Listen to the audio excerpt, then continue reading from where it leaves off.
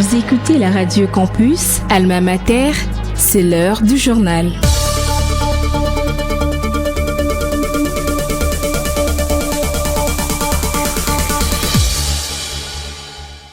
Merci de rester fidèle à la 107.6 MHz, les principaux titres de ce journal.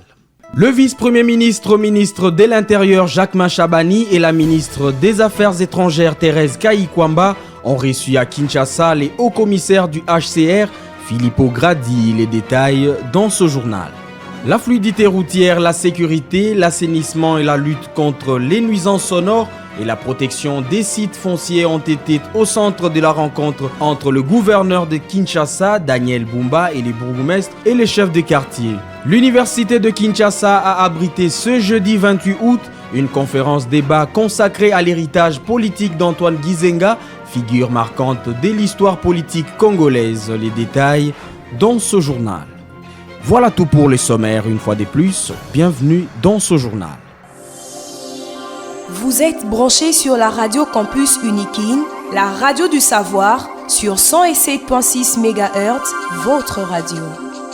Je l'ai annoncé au sommaire, le vice-premier ministre, ministre de l'Intérieur, Jacquemain Chabani, et la ministre des Affaires étrangères, Thérèse Kayi-Kwamba, ont reçu à Kinshasa les hauts commissaires du HCR, Filippo Gradi. Les échanges ont porté sur les retours volontaires et sécurisés des déplacés internes et réfugiés congolais dans le cadre de la tripartite RDC-Rwanda-HCR en lien avec l'accord de Washington et la déclaration de Doha. Filippo Gradi a rappelé le rôle neutre du HCR axé sur l'identification des volontaires, la garantie de la sécurité et l'appui logistique. La RDC a réaffirmé sa volonté de rapatrier plus de 83 000 réfugiés vivant au Rwanda conformément à la feuille de route 2025-2026.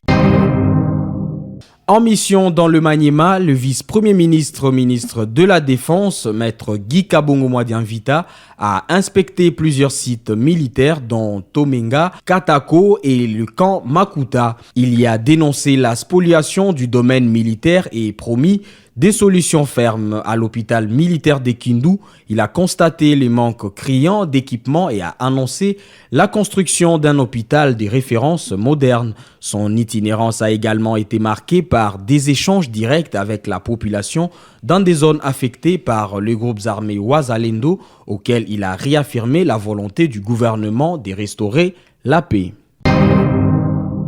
La fluidité routière, la sécurité, l'assainissement, la lutte contre les nuisances sonores et la protection des sites fonciers ont été au centre d'une rencontre entre le gouverneur de la ville de Kinshasa, Daniel Bumba, les bourgmestres et les chefs des quartiers. Des mesures ont été annoncées pour réduire les embouteillages à la rentrée scolaire, renforcer le patrouille dans les zones sensibles, éradiquer le marché pirate et bars proches des écoles et sécuriser les terrains maraîchers ainsi que les espaces réservés aux projets publics. L'université de Kinshasa a abrité ce jeudi 28 août une conférence débat consacrée à l'héritage politique d'Antoine Gizenga, figure marquante de l'histoire politique congolaise, organisée par la Faculté des sciences politiques et administratives via le département de relations internationales. Cette rencontre, placée sous les hauts patronages du recteur, a réuni enseignants, étudiants et partisans du mouvement lumumbiste unifié autour du thème Gizenga, héritage historique, pour renforcer l'État et sa vision de la politique étrangère de la RDC. Un espace d'échange qui a permis de révisiter la pensée de l'ancien Premier ministre et d'en tirer des enseignements pour l'avenir institutionnel et diplomatique du pays. Dans son mot de bienvenue, le secrétaire général administratif, le professeur Bruno Lapika, a souligné que cette conférence débat constitue une occasion unique de réfléchir sur l'héritage politique d'Antoine Gizenga et sa pertinence pour le développement démocratique et politique de la RDC. Cette conférence qui se tient à l'université de Kinshasa, la plus grande université de notre pays, constitue une opportunité scientifique et politique qui nous permet de mener une réflexion profonde sur l'identité politique d'Antoine Gizenga. C'est ce qui justifie le choix du thème de cette journée, à savoir Gizenga, héritage historique pour la restauration de l'État et sa vision de politique étrangère en République démocratique du Congo. Les interventions d'éminents orateurs qui ont été choisis en fonction de leur expertise, mais également de leur attachement à la pensée politique des Gizenga, autour d'une question essentielle à laquelle nous attendrons de ces éminents experts des réponses. Et la question essentielle est la suivante. En quoi l'héritage politique de Gizenga est-il pertinent aujourd'hui à l'horizon national et international? À l'absence d'une culture démocratique au sein des institutions et l'amateurisme politique. Bref, à l'absence d'un modèle. Et c'est à la recherche de ce modèle que nous avons voulu aujourd'hui vous servir le gizengisme ou le lumumbisme. Parce que nous avons besoin de réécrire notre histoire. Je voudrais donc, mesdames et messieurs, au nom de monsieur le recteur, remercier son Excellence, le ministre Didier Mazenga, qui a accepté de se produire à l'université de Kinshasa, au lieu du savoir, colline inspirée, où logent et siègent les éminences grises.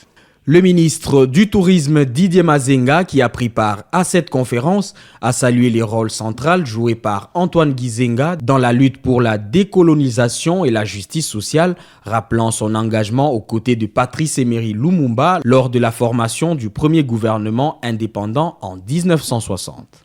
L'héritage historique du patriarche Antoine Gizenga se caractérise plus par son rôle central qu'il a joué dans les partis Lumumba signifié Palou en sigle. Sa persévérance dans la lutte pour la décolonisation et la justice sociale pour un Congo meilleur et prospère. En mai 1960, après sa brillante élection comme député national, pour le compte de sa formation politique, le PESA, Parti solidaire africain, le patriarche Antoine Gizenga et Patrice Emery Lumumba ont acquis, grâce au front commun des partis nationalistes, la majorité parlementaire qui leur a permis de former le gouvernement du nouvel État indépendant présidé par Patrice Emery Lumumba en qualité de Premier ministre, dont Antoine Gizenga fut vice-premier ministre. Je suis personnellement convaincu qu'après les pertinentes interventions des différents orateurs et témoignages, les jeunes et l'élite congolaise vont s'approprier de ce noble combat du patriarche Antoine Gizenga pour le bien-être du peuple congolais. J'aimerais à cet effet assurer le peuple congolais et le monde scientifique de mon ferme engagement de veiller à la poursuite de ce noble combat et de ma détermination de mettre en application la vision de notre grand mythique leader, le patriarche Antoine Gizenga. Et pour sa part, le député national Lambert Mende a souligné les mérites de Patrice Emery Lumumba et d'Antoine Gizenga d'avoir initié la congolisation de la pensée et de dénoncer l'aveuglement des puissances occidentales envers les Africains et Afro-descendants, contribuant ainsi à briser la domination politique héritée du colonialisme. Antoine Gizenga a, après la mort brutale de Lumumba, incarné les aspirations de la majorité des Congolais à l'autonomie. On doit l'élaboration conceptuelle la mieux structurée du panafricanisme à Kwame Nkrumah. C'est en effet une autre composante de l'héritage de Lumumba et Gizenga que d'avoir ouvert les élites congolaises que nous sommes à l'importance cruciale de la promotion du lien ombilical entre le continent africain et les Africains de la diaspora. Le mérite de Lumumba et Gizenga est d'avoir entrepris la congolisation de la révolte épistémologique globale de Nkrumah, qui a dénoncé depuis 1945 l'aveuglement manichéen des Occidentaux vis-à-vis des Africains et Afro-descendants et ébranlé la citadelle de la subjugation politique des descendants de Lumumba et de Gizenga que nous sommes. Lumumba et Gizenga nous invitent à moraliser la gouvernance publique, entendue au sens de réformes dont l'objectif est de redonner aux citoyens la confiance dans leurs institutions et ceux qui les animent et qui est plombé aujourd'hui par des pratiques antisociales qui mettent à mal cet héritage de Lumumba et Gizenga. Et pourtant, il n'y a pas d'autre chemin à suivre si l'on veut donner aux Congolais l'occasion de tutoyer l'émergence et le développement que ces deux icônes de notre histoire politique n'ont jamais cessé de nous appeler à faire.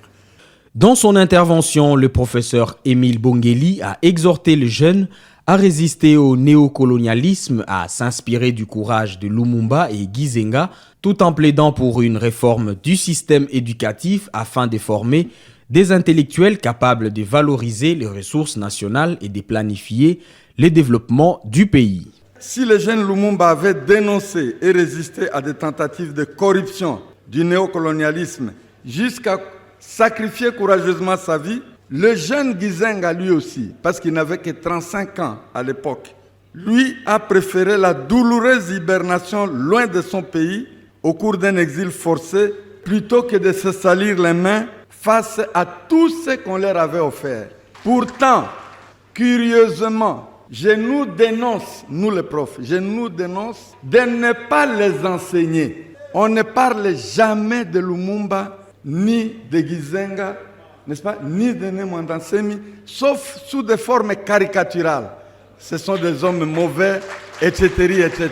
Et près de 7 années après l'indépendance, nous continuons à garder et entretenir un système d'enseignement colonial qui fait des matières comme l'histoire, la géographie et le civisme des sous-produits éducatifs. Un intellectuel, c'est celui qui connaît son pays et qui peut puiser dans ses ressources intellectuelles pour trouver des solutions à son pays. Or, nous, même pour nettoyer notre ville, nous sommes incapables, n'est-ce pas? Alors, en quoi sommes-nous intellectuels?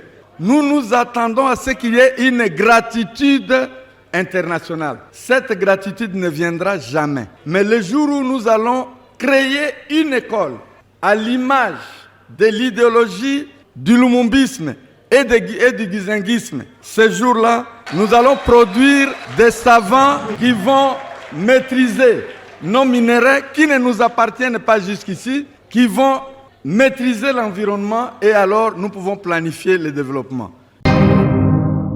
C'est par ici que s'achève cette édition du journal, mais avant de nous séparer, je vous rappelle les principaux titres. Le vice-premier ministre de l'Intérieur Jacques Machabani et la ministre des Affaires étrangères Thérèse Kayikwamba ont reçu à Kinshasa les hauts commissaires du HCR, Filippo Grandi. Vous avez suivi les détails dans ce journal. La fluidité routière, la sécurité, l'assainissement, la lutte contre les nuisances sonores et la protection des sites fonciers ont été au centre de la rencontre entre le gouverneur de la ville de Kinshasa, Daniel Bumba, les bourgmestres et les chefs de quartier. L'université de Kinshasa a abrité ce jeudi 28 août une conférence débat consacrée à l'héritage politique d'Antoine Gizenga, figure marquante de l'histoire politique congolaise. Vous avez suivi les détails dans ce journal. Mise en onde par Emmanuel Boutella, concours rédactionnel Jean-Paul Koutoumissa, Divine Gomba, à la technique Sylvain Chizungu, Jason Loudem, sous la supervision de Luxen Kinounou. Restez fidèles au programme de la 107.6 MHz, la radio campus Alma Mater, la radio du savoir.